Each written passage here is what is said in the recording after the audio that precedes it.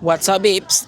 Guess what I'm at? I'm at Manila right now, and usually, if you watch this podcast, you know Rafa will always be by my side. And interestingly, today Rafa is stuck in Almaty. Not stuck per se. He's in Almaty. I decided to travel back home, and I'm visiting my friend, my best friend from the MBA, which is Ila. She's gonna show up in a couple of minutes. I'm gonna show you. We are right now at one of the oldest cathedral in Manila or in the Philippines. So I'm gonna talk to you guys a little bit about our friendship and how to maintain long distance friendship. Because we live in an era where everything is well connected these days. Your best friend doesn't have to be physically there with you, although it's recommended to be physically there, but it's okay for them not to be here. And the co-host of the honor is Ila. Hi everyone! Welcome to Manila! Welcome to Manila, people. So yes, we're gonna walk around and show you a beautiful city of Manila, and we're gonna talk a little bit about friendship and how we met and how we still maintain our friendship. We met first actually in 2020, 5 years ago now. We're still friends. friendship. COVID friendship. That's what she said. All right. I think my ancestors will die because I come from Malaysia where it's hot all the time, but I'm sweating as fuck because I'm so used of what we call it Kazakhstan weather, which is so cold all the time, half of the year. But yes, now it's so cold. I'm gonna rotate that you will see the cathedral now.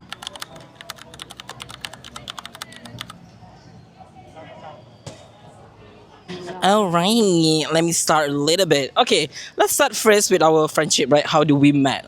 You want to start or you want me to start? I'm gonna let you start because I talk a lot in this podcast, so I want you to start. Okay. Okay, so we met in 2020. It was actually one of the CBA, basically ASB gathering for incoming MBA students. I wasn't expecting anything at all on that call. Were you expecting that we're gonna be friends or something? No. No. So we just attended because I was curious to have an MBA overseas. And then I met this, like we were in a small group, right? Yeah. Only four people, if I'm not In mistaken. that room, yeah. But I think I forgot the two. Yeah, I don't even remember the other two. I only remember you. Yes, Because you're the only one who had camera on. exactly. Yeah. So, and it didn't take I think it took a while before someone facilitated that call. It was just the two of us. So we just chatted. And then we introduced ourselves, where we're from, and then why we're there. And then it just so happened that I was working in the Ministry of Tourism, and Ash here had some background in the Ministry of Tourism in Malaysia. I was working for the Philippines Ministry of Tourism. So we just chatted, and then someone came in to facilitate the whole conversation. But Ashen may think we were just talking and talking all that, past couple of minutes already. So yeah, I think that's the first time that I met you, and I didn't really expect that we're gonna be friends. Yes. Oh my god, that was a kind of a beautiful sum up. That's true. We met because, like Ila said, I was looking into doing an MBA, but I don't want to travel abroad at that point because it was during COVID and it was very uncertain. There was no vaccine. And then I came across Asia School of Business. It was recommended by my boss. And I was like, you know what, I'm going to give it a try. Went to the Zoom room, the career office. It was true, no? There was supposed to be a facilitator, but there was no one in our room. We were left alone in that room. So yeah, I remember you because you started off, because I remember you were wearing your white blazer. That was your profile picture, and I remember saying, "Oh, okay, this is her." So that's how we first met. I never thought I was gonna be friends because I thought, okay, there's gonna be a lot more people I'm gonna meet, and we probably were not gonna be friends or whatever.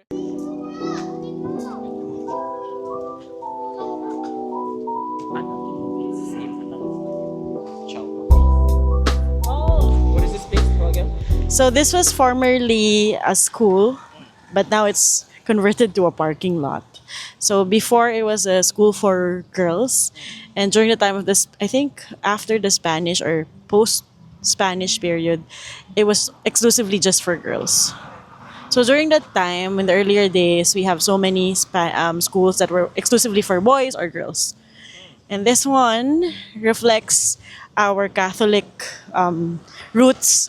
We like to have sculptures and art exhibits or works pertaining to famous saints or saints that we really follow and we prioritize. So we like to follow their virtues, their values. So that's why I think they also dedicate this as a site for the victims of the war.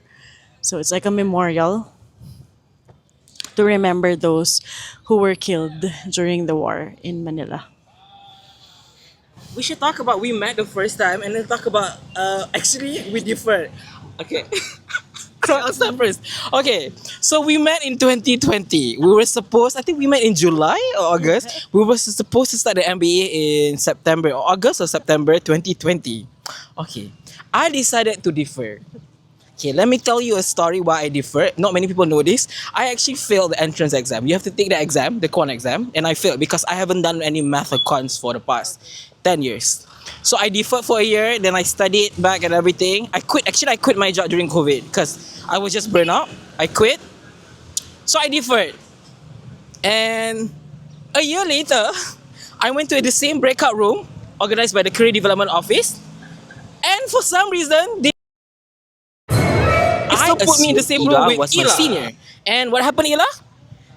No, I'm not. I also different.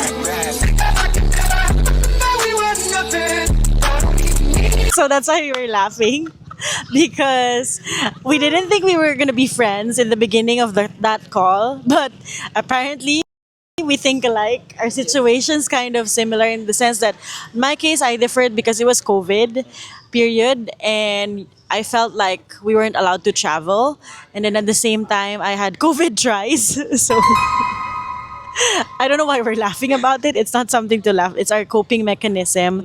So that so happened, and then apparently I decided to just defer for another year, and then lo and behold, I saw Ash in that Zoom call again, and I think it's so funny because it's as if we've actually established that we've been friends already because whenever we're in a call, we can't stop talking. Oh my god.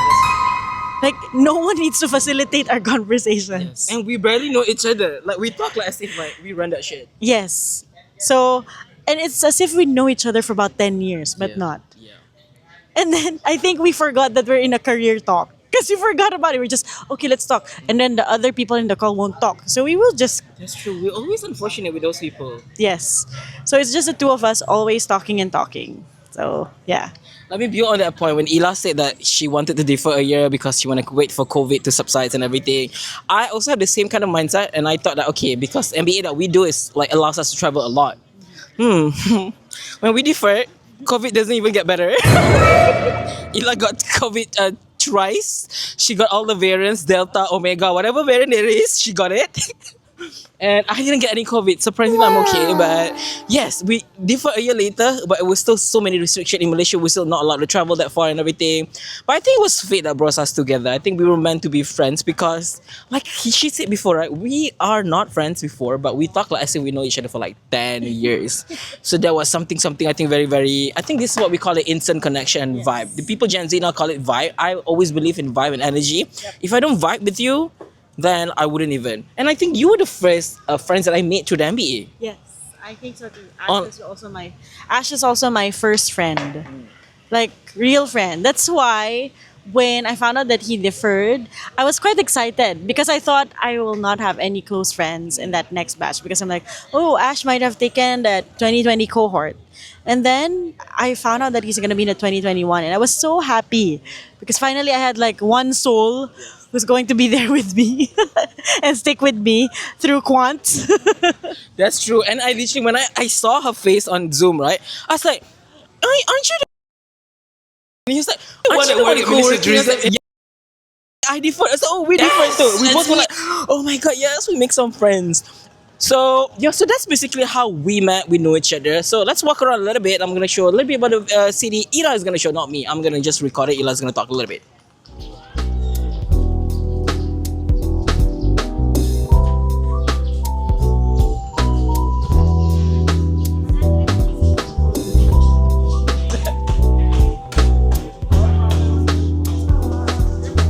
Okay, so you're wondering how Philippines look like?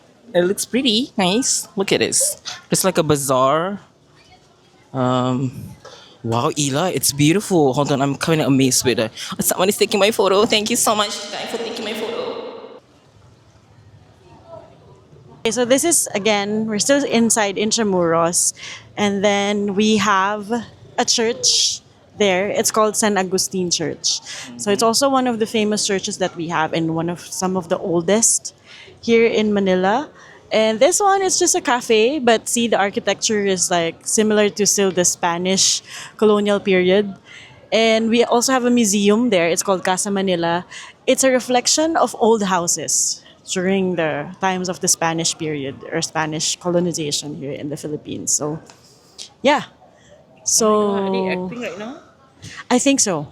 Wow. Maybe these are students that, or maybe there's like a prenup. I don't know. We are at a cafe indoors right now because cannot stand the heat right now, so he needs to cool down a little bit. So we're gonna stay at a cafe, eat some tiny bit of breakfast, and then we're gonna talk a little bit more about how the friendship kind of grow from 2020 until now. Stay tuned. All right, we're at a cafe right now because it's hot and needs to cool down. Because God knows what happened when it's hot, you become a queen and will explode. So we're gonna talk a little bit. Well, we'll move on to the second part where how does our friendship kind of grow, right, throughout the years, and how do, despite all the distance. And the funny thing is, Ela, during that COVID time, we did our first term, which is the first semester, online.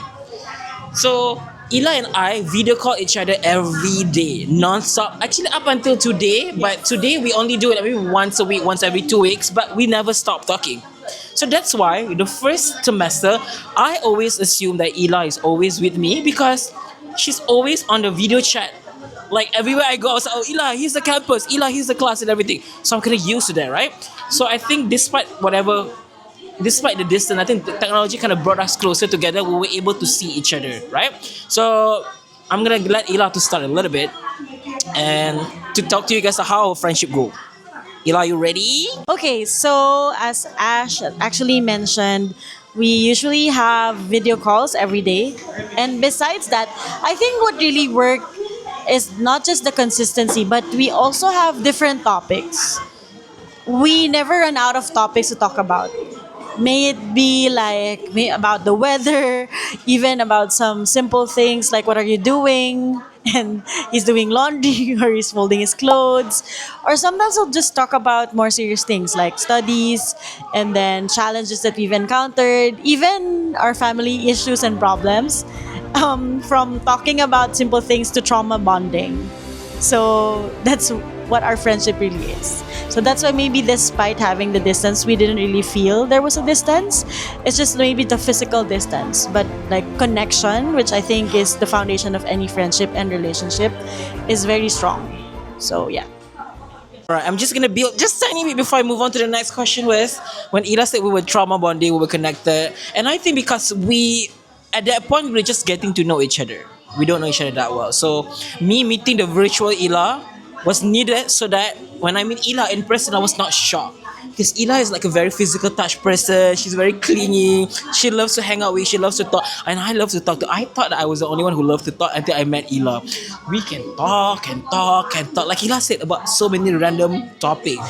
So when I met her in person, it was for me it was fine because I kind of know her already. I kind of know her style and everything, how she talks. So it kind of eased our friendship into the nice starting point, no? So the next kind of thing that I want to talk about is like how we both kind of supported each other throughout the MBA. As you know, doing an MBA degree is not easy. If you study finance, you study engineering, where you did courses in your undergrad, which is a finance focus, you'll be fine. But for Ela and me, it's different because I studied, I did my bachelor's in communication, mass communication, major in PR. What do you do? So I did mine in political economy. So it's very much policy development. So all of those things. So it's quite different with finance and even those high mathematical models. Exactly. So as someone who hasn't done quants for me at that point for 10 years, so it was such a struggle, right?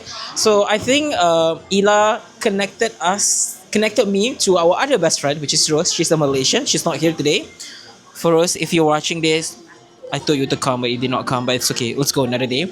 So I was struggling with quant. So we have to take quantitative method class, which is a very quant heavy class. And I always say, Ila, I don't know what the fuck I'm doing. I'm struggling. I'm struggling. So in our business school, there's like a study group. Ila is in one study group with Rishaf, Rose, another person, Patik. So they are four, right? And Ila said, you know what? Come and join my study group, right? Because my study group was Patricia, Rishaf, and Rosie. Rest in peace, Rosie. She died. No, I'm joking. She not. She quit. But Rishaf and Patricia was super smart compared to me. I was a bit slow. So Ila said, you know what, come and meet Rose. She will come and teach us. So that's how she kind of supported me. It was the first time she supported me.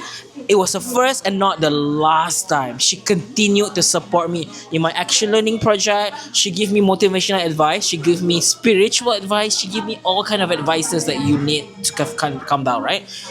That's so far that I could think about. Like let's ask Ila what she thinks about how we grow. For me, since Ash was telling that I supported him to meet other friends because he's the type who would actually just stay in and not really meet other persons. So he's quite introverted. Despite people thinking that he's quite an extrovert, no. Ash is really an introvert. And he always tells me I don't like people, which is quite true if you really know him. So basically, what he did actually to support me was maybe because I grew up actually in a setting where I like to please people all the time, and I like to make friends, and I like to really hang out. Ash actually kind of helped me to be at peace and very much safe with myself. Like sometimes it's okay to just be alone and not do anything. And then at the same time, it also helped me to ease out and just, appreciate whatever you have now and be contented and just be true to yourself. I think that's one thing that I really like about Ash because he speaks his mind. So he doesn't care. He doesn't. So sorry for the word, but really, that's Ash. So if you are friends with Ash, you'll probably know how he has this strong character. He's always straightforward.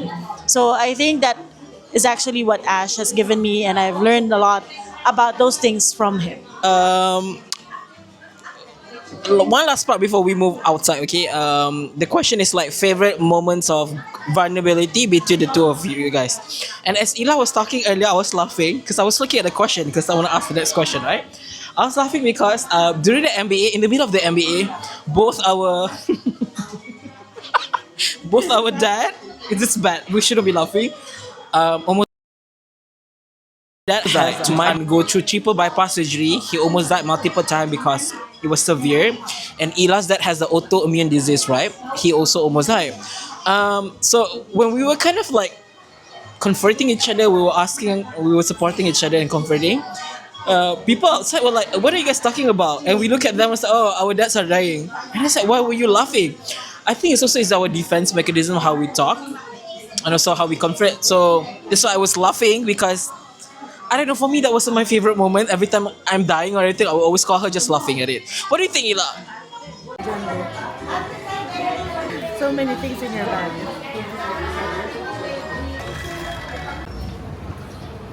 All right, for me, my personal career wins, right?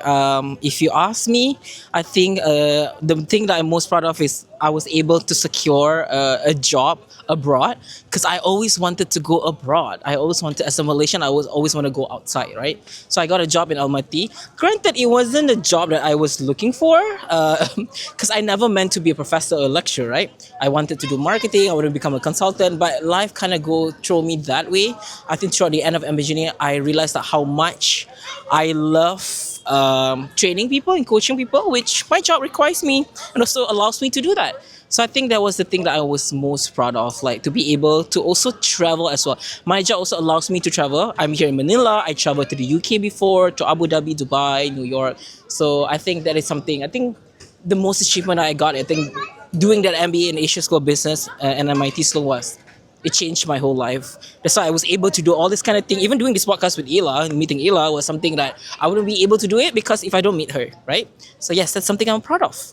question now, the personal or career win that I'm most proud of course, it's one, having been able to work in international organizations and now being part of the central bank in the Philippines, because it's like a premier government institution, and of course, it's really hard and rigorous what we've undergone to be part of that institution. And then for the personal win, I think just being able to, have like a stable career and having like seeing my dad is healthier again and my family is safe, and also probably having this kind of opportunity traveling with friends.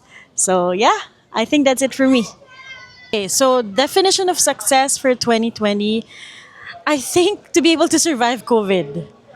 That was really the basic thing, most basic thing. I've never really had an encounter with an epidemic.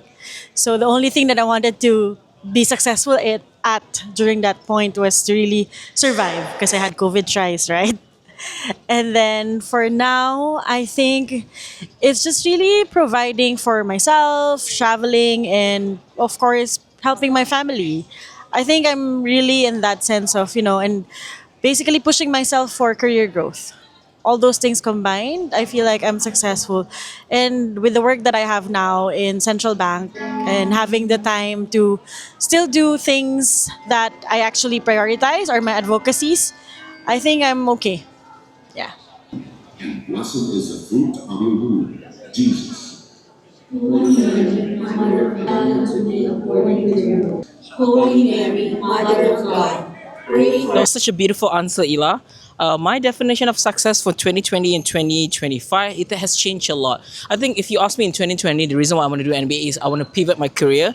I want to take my career to the next level. I want to be able to travel. I want to be able to earn a lot of money, five-figure salary, go into the big consulting firm and like that. So that was my definition in 2020. Then a lot has changed throughout the years.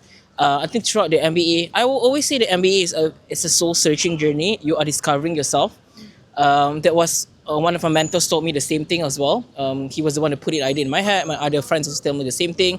So now, if you ask me what my definition of success is, feeling contentment, right? Contentment is not feeling happy. It's feeling that you have enough, although that you don't have anything, right? So I felt that way throughout the end of the MBA, and now I kind of like go on with my life that way, right? So if you ask me about success, it's the feeling of contentment. If you're happy where you are right now with the little money or more money that you have. For example, right now, I'm not a rich millionaire yet, but I will be in the future. But now I'm happy having the money that I have.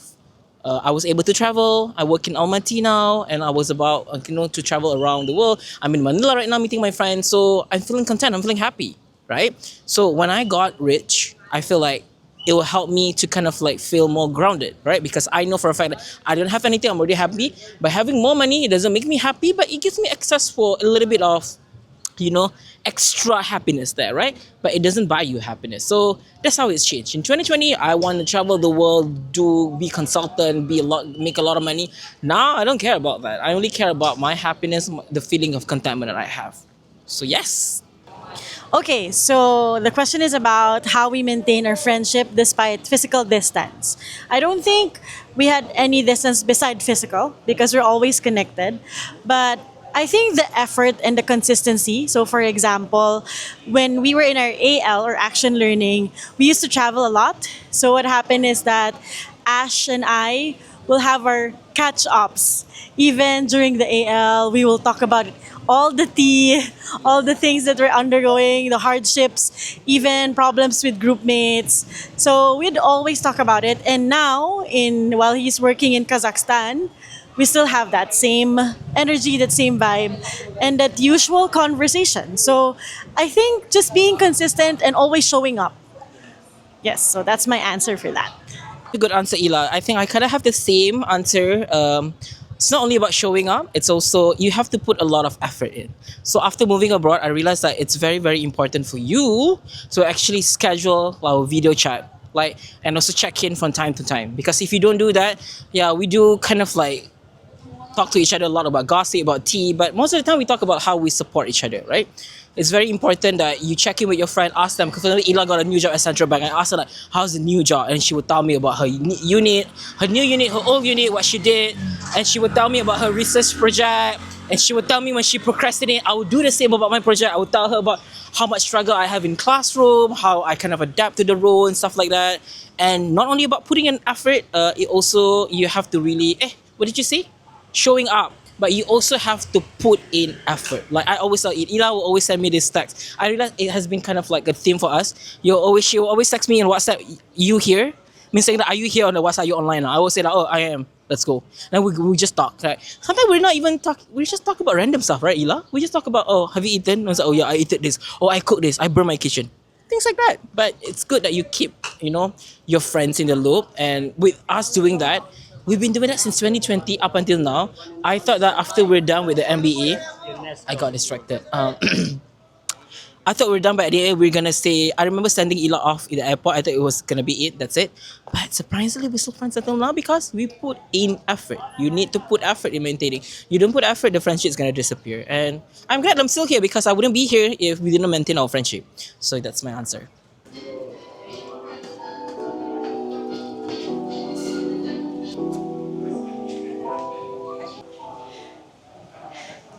Okay, I think there are three, if I'm not mistaken. One was during the time that I had COVID while I was in Malaysia when actually I still had COVID strain, of course, because I tested positive, but I was already okay. Like there's no fever, no other symptoms, but that's how COVID works. There's still the strain. And oh my god, guys, I was actually sent to this sketchy like facility. It's very far from Kuala Lumpur. And Ash and Rose would just do video calls with me to check how am I and if I'm safe because it looks like I was thrown into another island and like I'm not gonna get back home soon. And then I remember another instance was where I actually had some issues at home, particularly when I found out about my dad having this autoimmune. Ash could have just, avoided me because he didn't want to be reminded of the same struggles. But he was there. He comforted me as a good friend. And then, of course, last but not the least, now, I think when, of course, I believe that he was booking his ticket. But I didn't want to assume until it was really final because everything can change with this guy. His mind and mood can change the plans. But look where he is. He is actually in Manila. So, yeah, I think those three wonderful experiences and memories are forever ingrained in my heart. So, yeah. To recall, because as you know, when we do this podcast, it's very spontaneous. We have all the storyline and questions, but I usually will send it to Rafa an hour or half an hour before. I also send it to Ila early in the morning. I also don't prep that much, so this will be my genuine kind of answer. I remember when I first heard that my dad was dying. Ila and Rose was there to comfort me, right? I remember also there was a point where my dad almost died the second time. I think you were in Manila, I think. So I just called her and I just cried for like 20 minutes. She didn't even say anything. I just cried and I told her, okay, thanks. And I just hang up. So I think those kind of moments are very, very important and very beautiful. As if like, when people are sad or people are mad or anything, I don't want you to give me advice. I just want you to be there and listen. And Ila is very good at that. Right? She will just sit there and listen first. When I say listen first, because she will listen to you multiple times first, and then she was like, you know what? I'm gonna write a reality check. You kind of call this shit yourself, okay? So she would do that to you, but she would then listen first, right? And another thing that I always love what Ila is doing is I also learn now how much cooking is actually his love language. Cooking is very important, right? So Ila loves to cook. Not only that she's a stress cooker, but she also cook out of love. Like she loved cooking so much, right? So I remember when she was doing that, I always felt love, joy. Whenever she knock on my door, hey, come and eat, right? So it's her way of telling us, like, hey, I know you're sad, but let's eat and have fun. So I always have those kind of moments together, and I feel like those two moments are always in my heart because now that I've learned how to cook after I moved in Almaty, I will always call Rafa and say, hey, I'm cooking, come. And I feel so much joy of serving people, eating my food. Although I'm not a great cook, but according to Rafa, I'm good. So trust Rafa. So that's kind of pretty much it. So it was a very, very beautiful moment between us.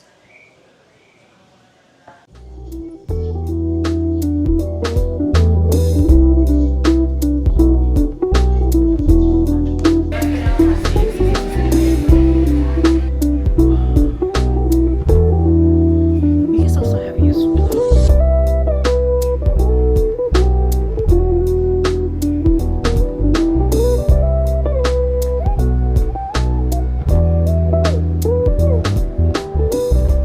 Ila is right now taking us to go to where, Ila?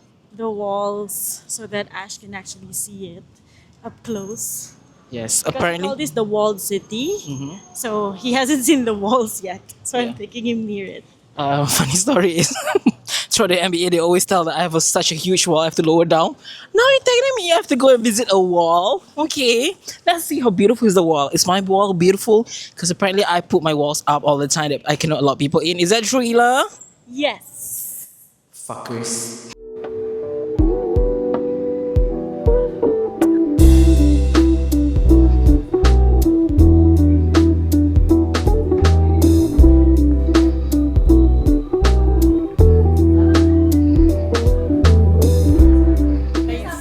Ila brought me a gift, which I'm gonna open and unbox later. Ila is so sweet. All right, we are at the end of our tour. I think we are fortunate today because it's raining now, and we covered almost everything. In Malay, I don't know about in the Philippines. Whenever it's raining, it's a blessing from God. So is it the It's the same? same. It's the same actually. It's also a sign of abundance. But of course not that kind of typhoon rain, okay? But just enough rain. Yes. All right. So our last question before we end this episode is: what advice can you give to for someone who's looking for a friend like us, like our friendship, like we call it ride or die, where Ila was talking earlier that we die most of the time. Now we are riding, but before this, we're dying at every single stage. So what advice would you give, Ila? I think just trust that the universe and yourself manifest what whoever you want to meet. I think if you truly know yourself, I'm not really a firm believer that it's all destiny. You should really work for something if you want to keep it in your life. But I do believe that somehow some supreme being like God will actually help you or connect you with the right persons. Just as long as you manifest them, know yourself, what you are actually able to tolerate, your values, your virtues, you'll definitely come across your friends, ride or die friend. So yeah. That was beautiful. If Ila didn't believe in destiny, I do believe in destiny. I do believe that the God put you in this situation for you to meet this person to kind of either teach you a lesson or you will learn the lesson together or navigate life together, right? So I always believe in that. And for my advice is always be genuine to yourself, stay true to yourself, and you will attract all these nice people to your life. Right, so I think I was actually come to think about it as we were talking. I think you kind of a reflection of myself, of my journey, of my growth, right? Because if I'm not growing, if I'm not navigating this journey without you, I think I wouldn't be able to meet you. And I think you are a true reflection of myself, right? I think you are the kind of person that I'm looking for when I look for a friend. So I hope that you guys will be fortunate enough to find a friend, a best friend like Ila. And I traveled all the way to Manila to just meet her because I miss having her energy around. Although when I meet her, most of the time I feel like she's annoying, she talks too much, but I talk too much too, right? Any final words or anything you want to add? I think just be grateful for the friendship that you have now. Be contented, as what Ash was telling us earlier. Contentment is different, and share the happiness always. I mean, and of course the pain Yes. with your true friends. So I think that's it. I don't really think that I'd be able to survive MBA without Ash and Rose. Rose, if you're here listening, you should have been here. You should have come here. So next time, Ash will just book you a ticket. You cannot actually say no. So guys, if you have your friends like this, despite the physical distance, maintain the friendship. Always keep in touch, and remember to just take it one day at a time. Yes. So my final words is we did not plan to be friends. We didn't even try to be friends, but God has a very beautiful way of showing us how we are meant to be together in our life, right? Even me being here in Manila, so I did not plan. It was just random. I was going back to Malaysia. I was like, you know what, just go and visit my friend, which I just discovered like a flight from Malaysia to Philippines is like 40. Oh my God, my camera is like wet right now, so I have to go. So yes, this is Ash and Ila. for the Not Like Us podcast Beyond the Classroom, and this week it's very different because we have Ila instead of Rafa. And to Rafa, I miss you. I'm gonna see you soon for our final episode. Bye bye. See you.